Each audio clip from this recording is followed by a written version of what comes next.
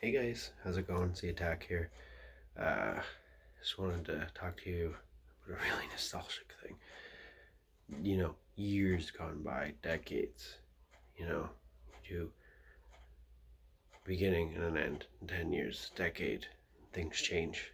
And for me, I grew up in the 90s, and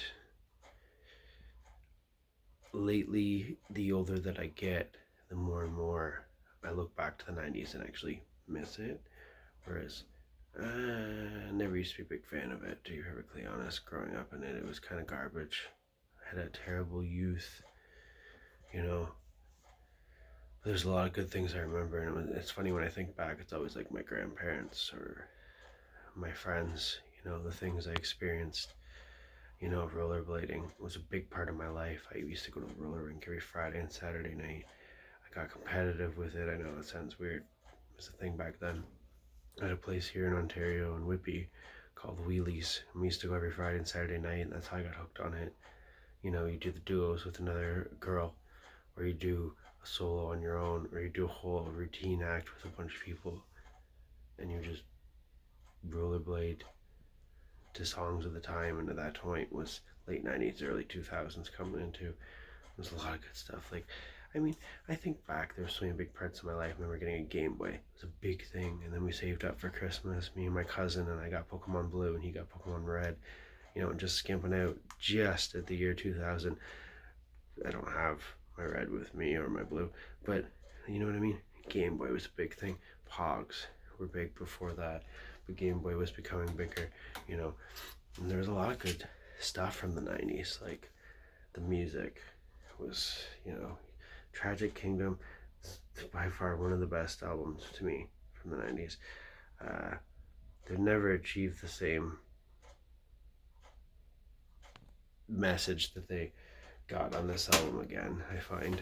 And there's like Nirvana. I personally like this one I got for my wife, Unplugged in New York. I really like this one. But Nirvana, huge. There's so many big acts, from Oasis to even these guys. You laugh, but my kids love these guys, and secretly, my wife will tell you too. I'm kind of a big fan of them. I call them the Beatles of children's music, and I mean, like, they really are. It was big in the 90s. You know, movies were great. You have your Jurassic Parks and your Home Alones and all those types of things. Movies harking back to the past. Somebody that doesn't get enough recognition, like crap on him, is Pauly Shore. Son-in-Law is a great movie, but he was great. I don't care. He was a thing at the time. It was a 90s thing, and like now everybody's like, take a selfie, get him a selfie stick, and it's like, what? And they're like, gotta take a picture, and everybody's all in these pictures. And I remember back in the day, it was the same thing. You'd get a disposable camera and you'd go and you take a bunch of pictures, ding, ding, ding, and you'd go and you send the camera and you wait for it to come back. And the digital cameras came out, and this is, yeah, my Kodak. I still got it. I wonder if it turned on.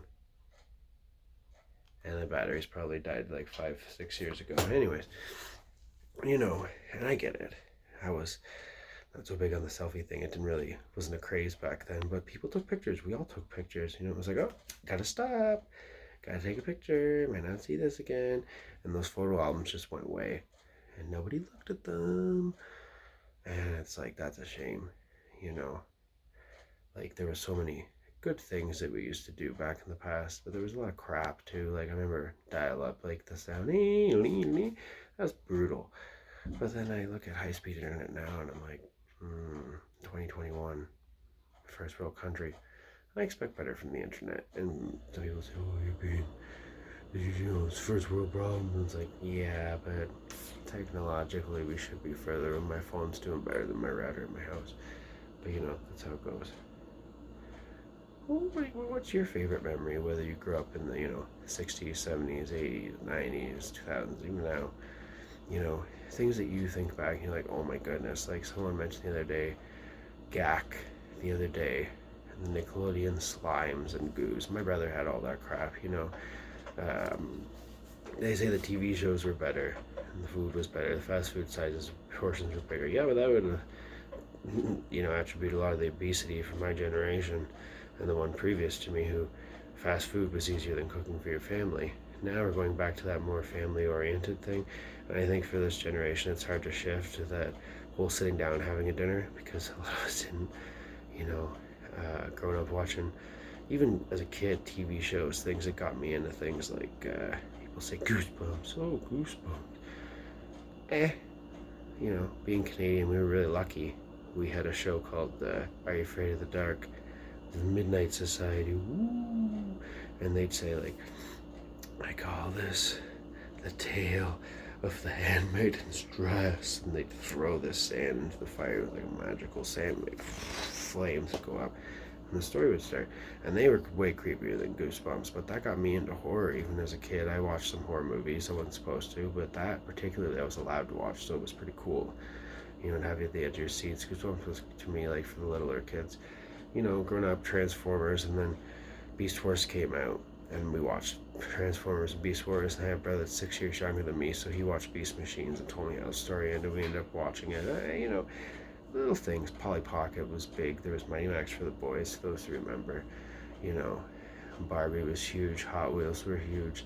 Girls had the skip its. They used to put it around there. How many times can you skip it? And they had that commercial. Oh, now in the 90s, because they had it in the 80s, skip it. But now it has a counter, so every time you rotate the skip it around your leg, which is a ball on a string attached to like a circle that was on your leg, and you would jump, and it would jump over the other leg, and the counter would count it. And they had this weird thing. It was like a ball, and you would stand on it, and it had like, it looked like Saturn. You'd bounce. It was the stupidest thing, but everybody had that. You know, bikes. I look at kids' bikes now, like my son. I have a son that's 1 year old.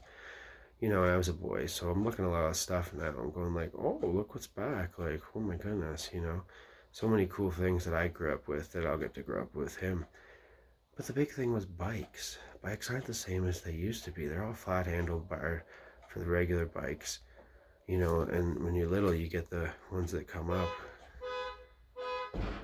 Oh man, sorry for the horn. That happens a lot here. People hit the panic buttons and forget, so I apologize for that. Well, it was a little fun disco party for us. But anyways, excuse me. So, like, the bikes are just, they're not what they used to be. The handlebars that I'm talking about, there's on a regular bike, people would say like stunt bike handlebars. I think that's ridiculous. They used to be standard. Now these flat ones, they used to only be for mountain bikes. Now they're for all bikes. But we had big wheels, these big plastic ones, two tiny back wheels and the big front wheel, and you'd pedal that wheel. You'd sit back and it was seen. You'd be so cool. Like, I had a Batman one, and everybody else had different ones. My cousin had a Spider-Man one. A friend of mine had another one, and we all had different ones. The girls had them too. And I find the 90s, there was another thing. People say like boys and girls were separated, but I guess it depends on what time period you're talking about. If you're Gen Xer, yeah, you were separated. That was your problem. You did that. But for us guys, I felt we were pretty close. And the big thing that comes to mind, first of all, is Power Rangers.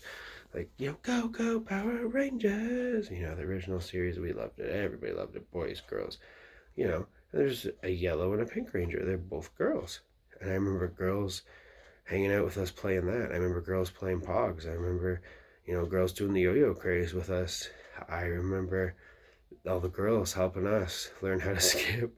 For jump rope for heart, we do here, which was a thing you would do. You would skip rope, and people would pledge you to just skip rope, and the money and proceeds would go to the Heart and Stroke Foundation in Canada.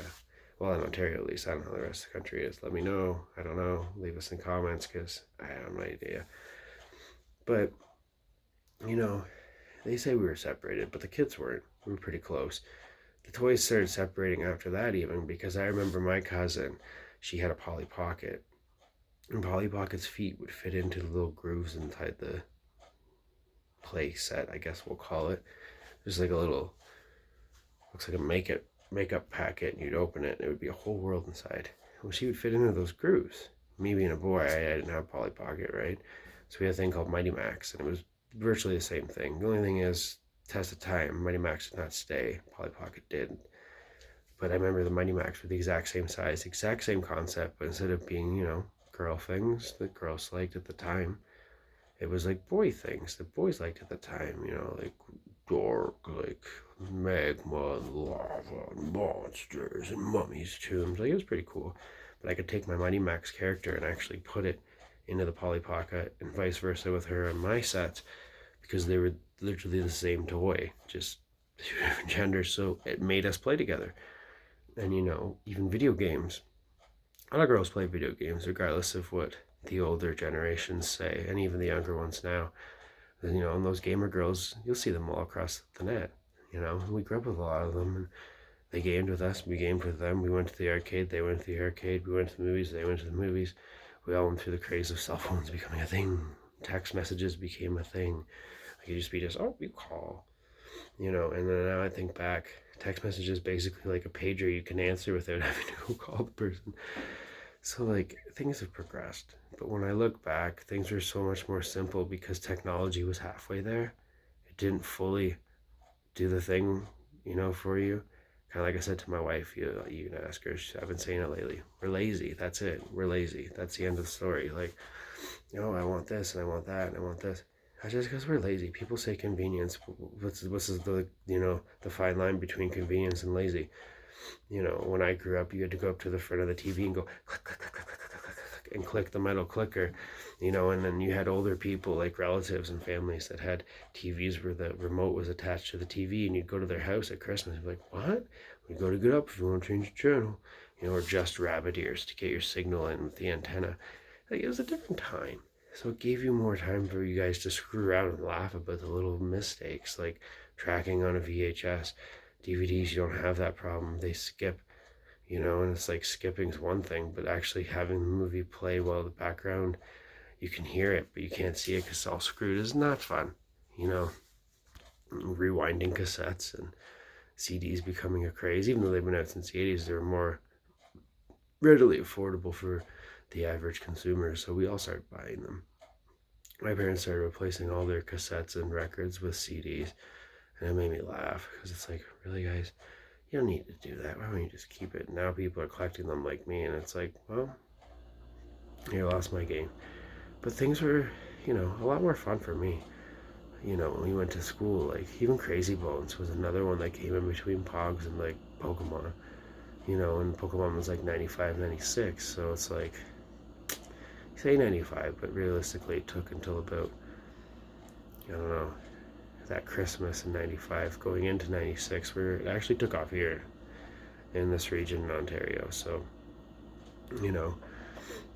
my question for you is, what's your favorite decade that you grew up in, and what's something that you think back that makes you go, oh, that hits me right in the feels, that comes from that time period, your youth. I listened to a song like Eiffel 65's Blue. Used to be one of my favorite songs. Or Alice DJ, Better Off Alone. Like, these were songs that I grew up with. A bunch of other rock songs too, but those pop songs, you push them aside for so long listening to rock, and you go back and revisit and be like, man, it was such a simple time. Rollerblading on the Friday night, when Fanga Boys are on, and all the girls are out there dancing with you on rollerblades, and you get popcorn and Schaefer's Kids. It was a magical time. Now you're an adult, you have bills, and I love my wife. I'm so glad that I found my wife. And the great thing for me is I've known her since elementary school, so we can reminisce about all these things together because we were friends in elementary school.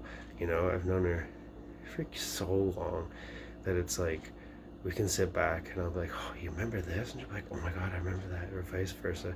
And it's just fun thinking back to all the things that we missed. So let us know in the comments what's your favorite, decade, and what's your favorite memory of that decade. And don't forget to give us a like, ding, subscribe, and thank you for watching, guys. And just remember, no matter what you do or where you go, nostalgia, it's everywhere, my friends.